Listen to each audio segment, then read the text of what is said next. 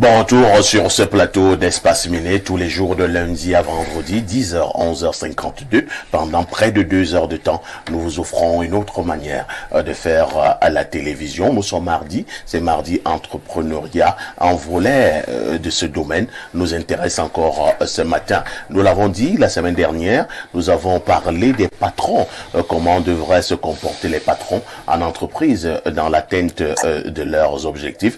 Ce matin, nous prenons la voie inverse. Les employés nous intéressent également. L'on ne saurait parler d'employeur sans employé. Y a-t-il également une part de responsabilité de la part de l'employé dans l'atteinte des objectifs en entreprise? En d'autres termes, comment devrait se comporter l'employé en entreprise? Nous voulons parler du bon employé. Je vous passe la parole, Joseph Zambo. Merci, Pafa. Ici, déjà, j'aimerais notifier quelque chose. Les patrons d'entreprise ne sont pas les seuls à être considérés comme des entrepreneurs. Il y a aussi des salariés qui sont des entrepreneurs.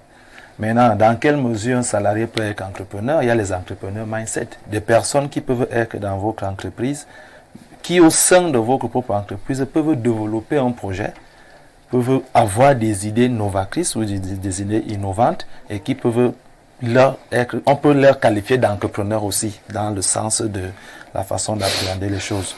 Il y a les projets internes. Autour d'une entreprise, un projet se crée, une personne au sein de la boîte développe le projet, il possède qu'un entrepreneur. Je le dis pour qu'on ne pense pas que parler des employés, c'est sortir du cadre de l'entrepreneuriat du mardi. Tout à fait. Bon, maintenant, quand on parle des indicateurs de performance d'un bon employé, déjà il faut savoir que l'entreprise tourne autour de la qualité des employés. Des mauvais employés aussi peuvent être un échec total pour une bonne activité. Au niveau des qualités, on parle de la qualité du travail.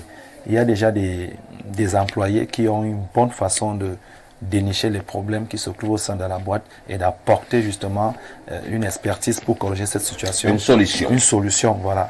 Donc, on parle de l'exécution et la précision dans le travail. On parle du respect des normes de l'entreprise. Au niveau de la productivité, on parle du volume de travail. Il y a des personnes qui, lorsqu'elles ont exécuté une seule tâche de la journée, c'est fini. Le cerveau, il est mort.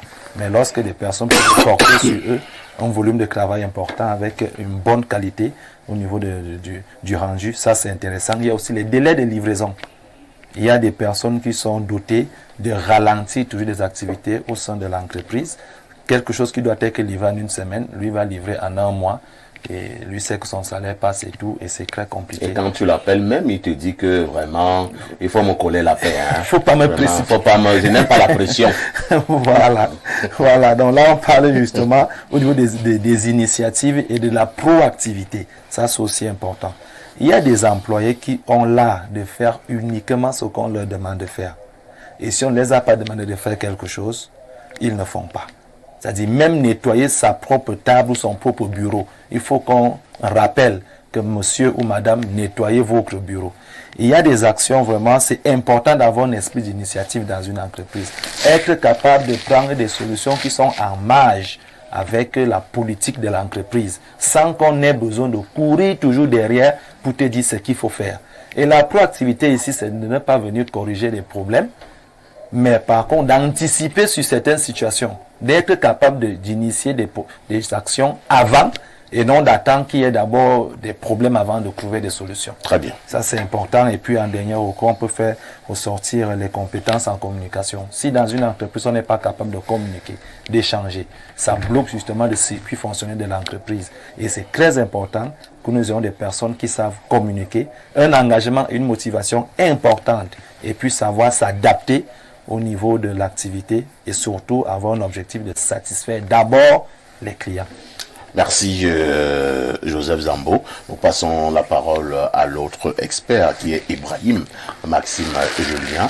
Ibrahim, de manière régulière, lorsque nous parlons de l'échec d'une entreprise ou bien du mauvais management en entreprise, nous voyons habituellement que le patron, le principal manager, nous disons toujours que le patron fait ci, fait ça, il martyrise les gens, il torture les employés, il ne paye pas les salaires.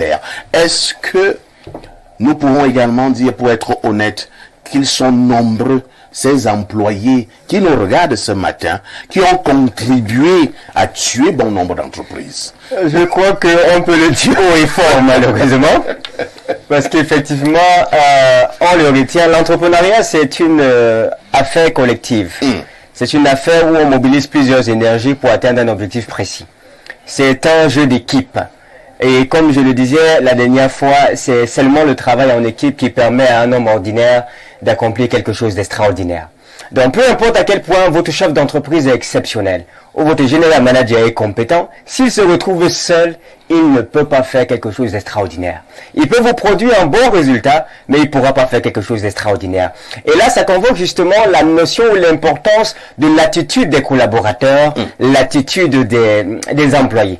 Parce qu'il faut le dire, si l'attitude c'est un état mental et émotionnel qui peut se ressentir au niveau des comportements de l'individu. Et vous voyez, une bonne attitude permet d'avoir de bonnes habitudes en milieu du travail, et de bonnes habitudes en milieu professionnel vous permettent de développer des bonnes aptitudes. Donc, un employé ne peut pas arriver à déployer de bonnes aptitudes s'il n'a pas initialement de bonnes habitudes. Mais le fait d'avoir des bonnes habitudes est lié à ses bonnes attitudes. Or, c'est quand vous développez des bonnes aptitudes que vous pouvez croire et penser que votre employé ou votre patron va vous récompenser en disant « Ce monsieur, vraiment, il fait 25% de mon chiffre d'affaires, il est très efficace, il faut que je l'aide. » Quand on parle des responsabilités d'un employé dans une entreprise, moi, je supplie les employés là de premièrement tenir compte du professionnalisme. Le professionnalisme, c'est la ponctualité. Lorsque vous êtes employé, vous passez votre temps à arriver en retard, à ralentir le travail. Vous voulez qu'on atteigne les objectifs comment? Le professionnalisme, c'est la ponctualité. C'est le respect des règles et des procédures. Il y a des employés en entreprise, ils ne respectent pas les règles, ils ne respectent pas les procédures, et ils s'attendent en sorte qu'à la fin de l'année, on atteigne nos objectifs. Ça ne va pas se passer comme ça. Donc, premièrement, ce qu'on attend d'un employé qui peut rendre une entreprise performante, c'est du professionnalisme. Et par professionnalisme, on parle de ponctualité, on parle de respect des règles, on parle de respect des procédures. Et le respect des procédures appelle au respect de la hiérarchie. C'est-à-dire que si la procédure dans l'entreprise dit que si tu as tel problème ou tel besoin, tu vas voir X qui va porter le problème et apporter sur Y, ne va pas sauter X, tu peux voir Y parce que c'est Y qui déclenche la situation. C'est du désordre. Et ça n'aide pas l'entreprise à s'affermir. Ça, c'est la première chose que je dirais. La deuxième chose que je veux dire, c'est la collaboration. Un bon employé, c'est quelqu'un qui collabore avec ses collègues. C'est pas quelqu'un qui se renferme dans son coin, qui fait ce qu'il pense, ou alors qui fait juste ce qu'on lui a dit, et il ne cherche pas à savoir si les choses sont en train d'aller dans le bon ordre. Parce qu'on le retient, c'est seul le travail en équipe qui permet d'accomplir des choses extraordinaires. Et la dernière chose sur laquelle je veux m'arrêter, c'est peut-être la communication en entreprise. Il y en a plusieurs. Tout à fait. On peut en citer même 10. Mais là, je vais m'arrêter aux 3 pour ne pas faire un monologue. La communication. Communiquer, c'est mettre les choses en état. Et je parle surtout ici du feedback, c'est-à-dire le rapport, le compte rendu. On m'a donné ce travail, boss, voilà là où j'en suis. Voilà les difficultés que je rencontre. S'il te plaît, mon ami, on m'a demandé de travailler sur ce sujet. C'est comment est-ce que tu peux m'aider? Est-ce que tu peux m'aider en faisant ceci? Ça, c'est la collaboration. La collaboration. Quand il y a une équipe qui travaille avec des feedbacks, je te fais le compte rendu de toutes choses qu'on est en train de développer ensemble, on peut penser que la performance dans l'entreprise va augmenter. Merci Ibrahim. Eric Achille encore. J'ai remarqué de temps en temps, lorsqu'il m'est arrivé de faire un tour dans certaines entreprises, le mauvais comportement commence déjà au niveau de l'accueil. C'est-à-dire vous entrez dans une entreprise, vous dites bonjour monsieur ou bien bonjour madame, c'est surtout les femmes. Bonjour madame, elle fait d'abord comme si elle n'a pas suivi. Alors que tu sais pertinemment qu'elle a suivi. Tu insistes encore. Bonjour madame, en élevant un peu le ton, se disant que peut-être elle a un problème d'ordre auditif. Et la réponse de la dame, monsieur, il y a un souci, vous avez quel problème, posez votre problème. Alors quand vous avez affaire à ce genre d'employés en entreprise, ils veulent au bien de l'entreprise ou alors il est là pour saquer l'image de cette entreprise. Ce type d'employé justement n'a pas compris. Parce que de plus en plus, quand je parle de la professionnalisation dans les systèmes éducatifs, je parle de la théorie des 3 prendre. Premièrement, vous devez apprendre. Après l'apprentissage, vous devez comprendre. J'ai appris, mais est-ce que j'ai compris? Maintenant, la dimension supérieure, c'est entreprendre. J'ai j'apprends, je comprends comprends et j'entreprends. Maintenant, quand C'est vous formidable. retrouvez Non, reprenez ça. apprendre, comprendre et enfin, entreprendre. merci C'est beaucoup. une théorie, une pensée que je développe de plus en plus. Alors, lorsque vous employez quelqu'un, lorsque vous vous retrouvez dans une entreprise en tant qu'employé, posez-vous donc la question de savoir, vous avez appris, c'est le vrac, même dans la rue, dans les écoles, mais est-ce que vous avez compris? Vous êtes dans une entreprise, il faut comprendre l'entreprise. Pour comprendre l'entreprise, il faut rentrer dans la vision de l'entreprise, les objectifs de l'entreprise. Et il faut comprendre que vous êtes en fait employé, mais c'est votre entreprise. Vous devez donc entreprendre à travers la communication par une bonne image. Pour que l'entreprise vive, il faut justement qu'il y ait des usagers et que ces usagers soient bien traités, bien servis. Parce que une petite erreur de communication, c'est la communication aussi, ils l'ont dit, la communication, elle n'est pas que verbale, c'est les faits. Quand vous posez un geste ou un acte, c'est une communication. Et cette communication-là peut avoir une incidence sur l'entreprise. Donc, il y a cet ensemble d'attitudes justement à adopter. Et bien se dire que oui, je travaille, je suis employé dans cette entreprise-ci. Quel est mon apport pour que l'entreprise vive? Parce qu'il faut bien se dire que si l'entreprise a un coût, si l'entreprise cesse de vivre, vous allez vous retrouver dans la rue. Tout à fait. C'est comme ça que je suis arrivé parfait ici, dans une banque où j'allais faire des transactions en tant que président d'une association dont je vais taire le nom ici. Vraiment, cette banque-là, pour me sortir le RIB, moi je viens du village, comme je le dis souvent, je sollicite le RIB à partir de mon village. On me dit non, le RIB là, soit tu l'auras à Mbalmayo, soit c'est à Yaoundé. À Mbalmayo, les gars ils ne peuvent pas me sortir le RIB. On me dit va à Yaoundé. J'arrive à la direction générale. Le RIB, c'est quoi? Un RIP. Le RIB, le relevé d'identité bancaire. D'accord. Ton compte bancaire. Alors, j'arrive à la direction maire, je ne vais pas citer, certainement ils se reconnaissent. Le vigile m'interdit carrément de déposer la lettre parce qu'il faut faire toute une demande. Or, moi, j'étais vraiment dans les délais. Le vigile, je suis allé, il me dit, va, reviens demain. J'ai fait Jean-Michel Cancan, va, reviens demain. Quand je suis reparti, j'ai décidé d'aller voir le directeur général. Quand j'entre, le vigile me dit, non, tu ne peux pas entrer. Je dis, ok, moi, on va voir comment je vais pas entrer. Je suis entré. J'ai rencontré quelqu'un là, je lui ai expliqué mon problème. Et le vigile est venu dans le bureau pour me dire, mais monsieur, sortez. J'ai dit, mais je crois que vous exagérez. Ça, c'est une banque. J'ai un compte chez vous. J'ai un compte chez vous. C'est vrai que je peux citer la banque. Hein, non, mais je ne vais pas aller jusque-là. Donc, j'ai un compte chez vous. Ce que vous devez faire, c'est de me servir. Quand j'ai commencé à gronder, les gens se sont mis en branle, le directeur général, tout. On m'a sorti mon RIB en 2 heures. Pourtant, il m'avait déjà pris pratiquement 2 semaines. Et je leur ai dit, mais faites attention, si je communique sur vous, vous aurez, ça va vous prendre 1000 ans pour vous rattraper. Tout à fait. Donc, quand vous êtes employé dans une structure, il faut bien que vous compreniez que la survie de l'entreprise dépend de votre apport, la qualité de votre apport. Très bien. La survie de votre entreprise dépend de la qualité de votre apport. C'est très bien dit, hein, Eric Achille. Pierre Blériot-Nyemek, il y a un autre aspect en entreprise que nous appelons habituellement le secret professionnel. Il y a une race d'employés ici. Elle dit, tout ce qui se passe dans son entreprise, il raconte son quartier. Dès qu'il est en train de draguer une nouvelle copine, il dit, ah non, mon PDG adore boire le vin rouge. Et il va au bar lorsqu'il regarde le match de Lyon comme ce qui s'est passé hier où on a gagné, qu'on a 1-0. C'est le sujet de l'entreprise qui est sur la table. non, vraiment, dans notre entreprise, il y a des filles qui viennent là, qui passent le temps à sortir avec les gens en entreprise. La dernière fois, on a eu un problème à la banque là, parce qu'on ne pouvait pas payer 50 millions. On a eu un souci de salaire et tout et tout. Alors, ce genre d'employé, qu'est-ce qu'on en fait? Bon, parfait. Au risque d'être rabat-joie, il y a beaucoup de choses que les entreprises font qu'elles appellent secrets professionnels qui ne constituent pas les secrets professionnels. Les mauvaises habitudes en entreprise ne sont pas les secrets professionnels. Si vous ne payez pas les employés, ce n'est pas un secret professionnel. Donc les employés doivent le dire dehors. Je dis que ce n'est pas un secret professionnel, ils doivent même se plaindre.